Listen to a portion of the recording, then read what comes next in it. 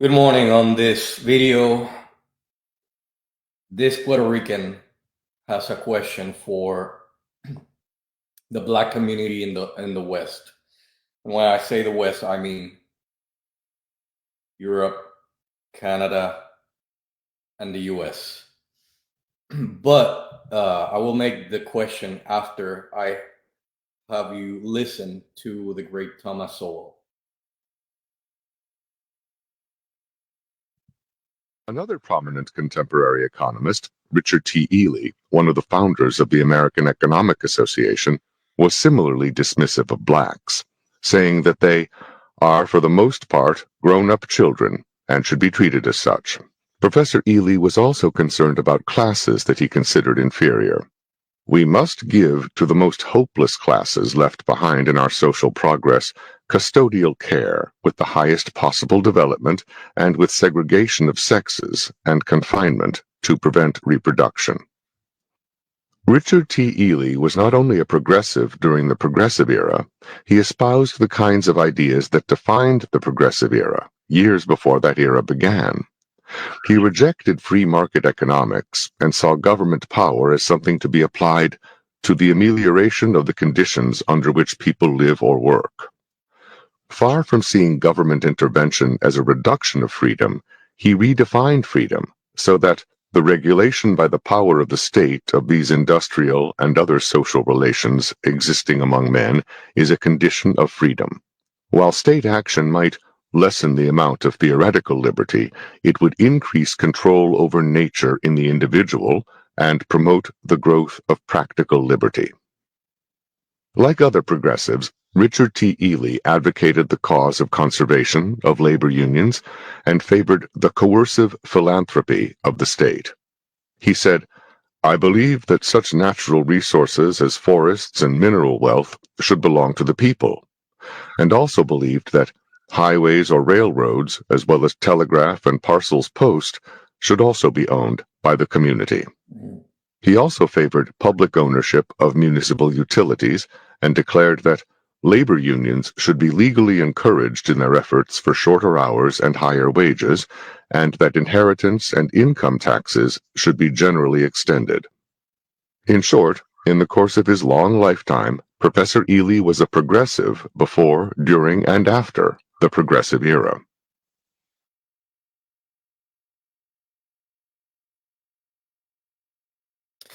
Well, as you guys heard, Professor Healy was someone that actually started the progressive ideas before the progressive movement actually started. Progressive movement that is still ongoing to this day. And in the things that he promoted the usual leftist ideas, such as promoting labor unions, the promotion of workers earning more even though they are doing less, promoting the control over of the the control of the government over the individuals' lives. And another thing that he actually promoted was that certain groups of people reproduce less or didn't reproduce at all, preventing them from reproducing. Now, one thing that he did say, however, is something that, along with all these things that I already mentioned, are is something that is still ongoing by the progressive. It's still being done by the progressives, and it is treating Black people as children. And so, as I said, the title of this video was "This Puerto Rican has a question for the Black community in the West." So, my question to you is, why do you allow yourself, Black community, to be treated as children? And as you know, when someone is a child, if they do something, they they well, at least in my days, they would get spanked, or they like maybe the parents would use their belt to hit them, or maybe you could be put on your knees for hours, like this type of punishment, right? And in some cases, depending on the situation, you would just be spoken to. They would just talk to you, and that would be the end of it. But if, say, an adult was to do the same thing instead of getting spanked or whatever, they would probably be punched in the face. So the adult would suffer a more severe uh, punishment, let's call it that way, uh, than a child. And the same thing goes for the state. If a child commits a crime, usually either nothing happens to that child, they just get talked to and that's it, or they may be sent to a minor uh, holding place. I don't know what these places are called, and once they complete their time there, it's like that doesn't go into their personal record, right? That doesn't affect them, whatever they did.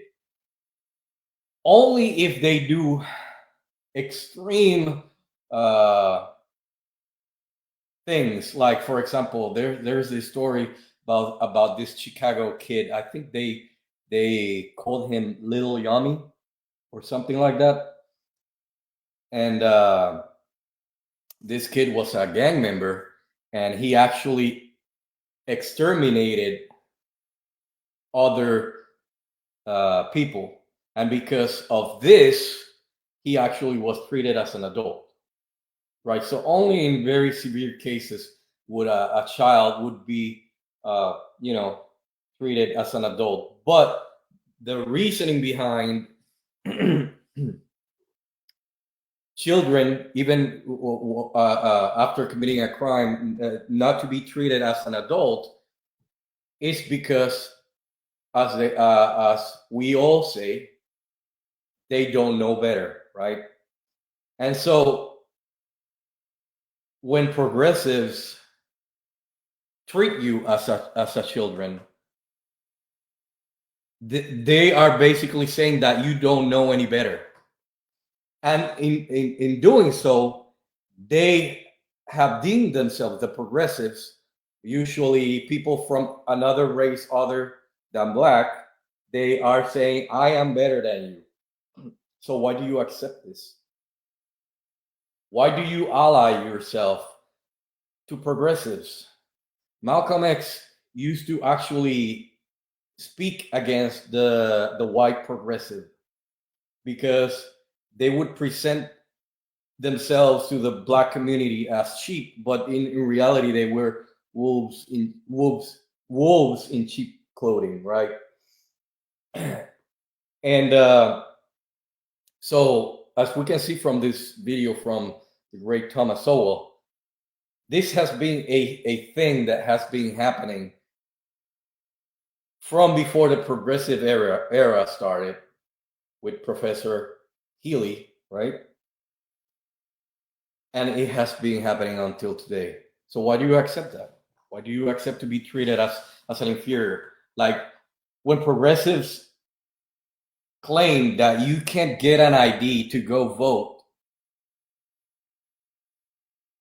when obviously black people get driver's licenses and other many different forms of ID, what they are saying is that they think that you are so, I don't know what word to use, like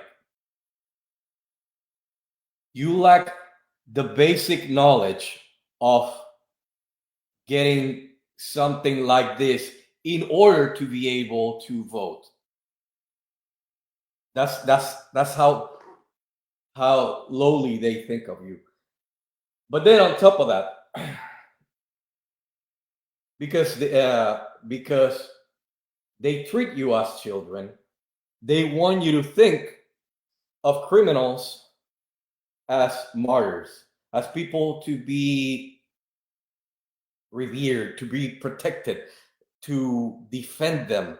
Like, for example, let's say, this is an example, let's say a white person or an Asian person, communities that normally do well economically because they tend to either be very laborious and or do well in school and university, and that allows them to succeed in life. So let's use these two groups.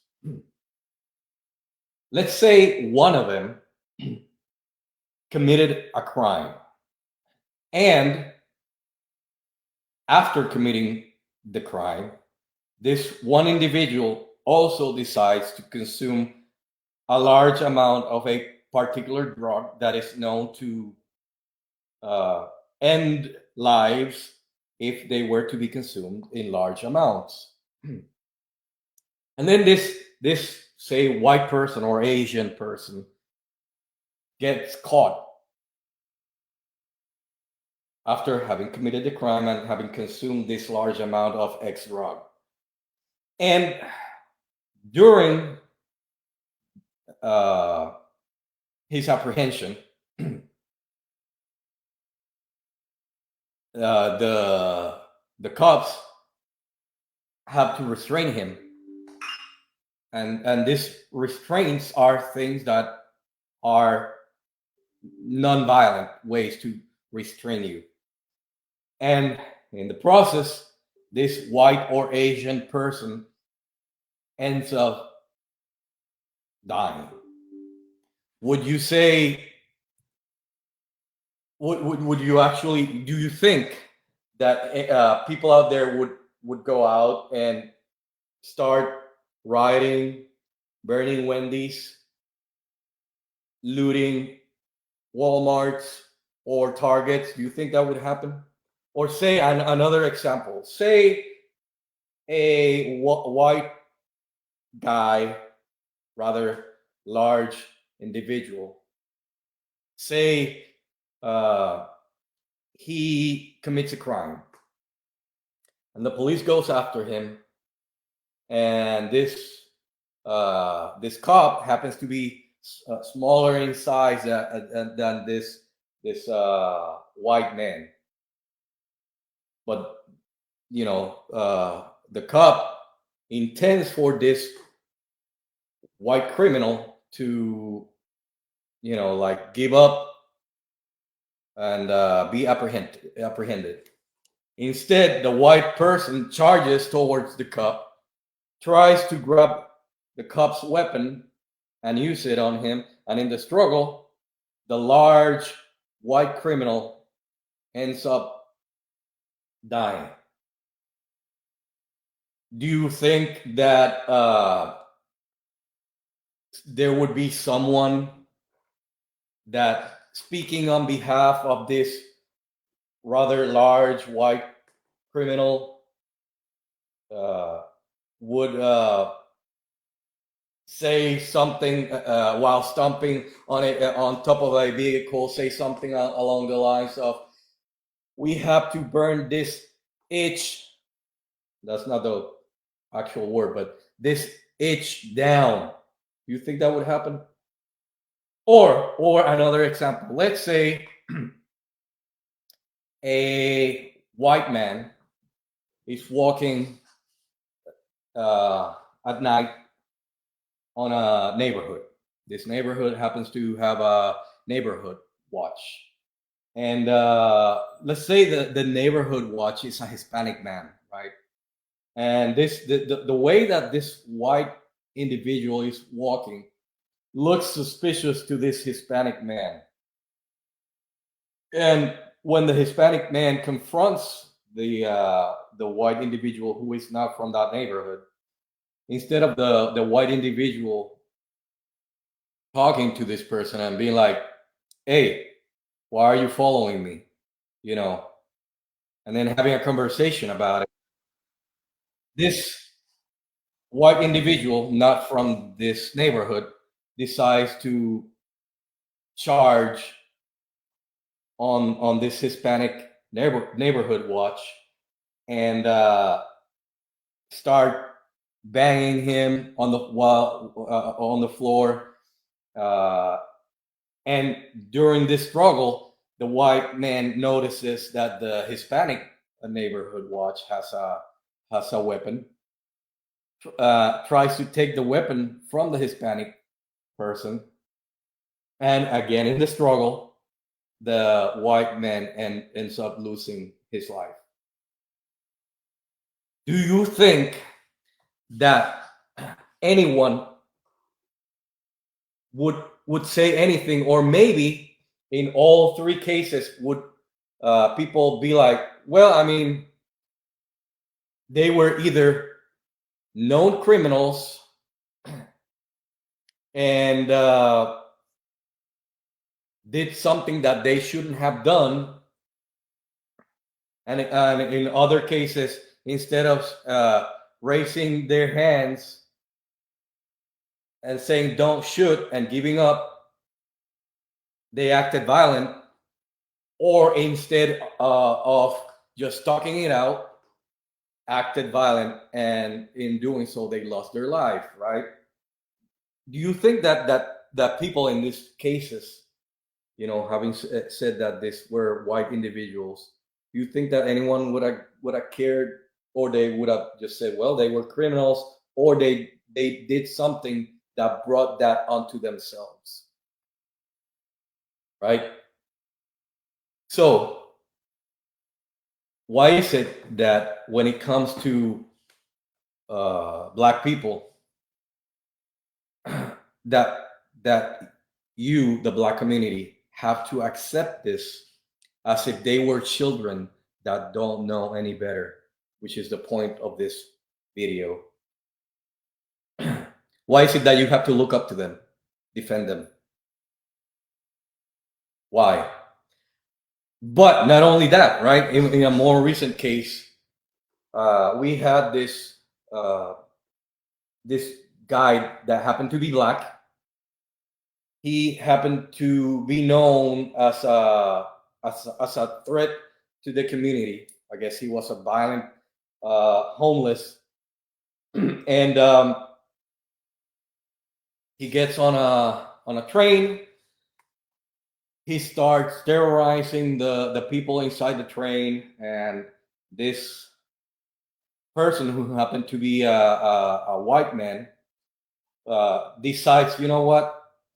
I'm gonna restrain this individual, who, by the way, had also consumed large amounts of a drug, and in the restraint, the people inside the train view him as a hero, and but it just so happens that the person who was terrorizing, who happened to be Black, happens to die. In this case, this white individual went through trial, and he was found non-guilty of all the crimes that were presented against him, right? So basically, someone trying to do the right thing was being treated as a criminal by the power of the state, that progressives want to have over the individuals. But luckily, in this case, he happened to come out as not guilty. Yet, we have the group of Build Large Mansions, BLM, claim that this is another case of white supremes, right, being able to get away with everything, when in reality, everyone inside that train, and the people inside the train included other black people, saw this individual as a hero, right? But these people are hell-bent on creating this division uh, between groups. In this case, basically having all the races against the whites. Keep in mind, I'm Puerto Rican, right? And but at the same time, have all the races treat you as a child that doesn't know any better, and so you can get away with doing anything, and nothing will be done, right? I don't know. That's my question for you. I hope that having listened to this video and the great Thomas Sowell, you have actually learned something, and from that you think about the things that you are supporting. Maybe they are not the right things to support, and maybe when someone tries to come at you with this mindset of you don't know any better, and so you should be able to do anything, and anything includes committing crime, that maybe that's not the right thing to do, right? And anyways, if you learned something and you like the video, please share, and until next one.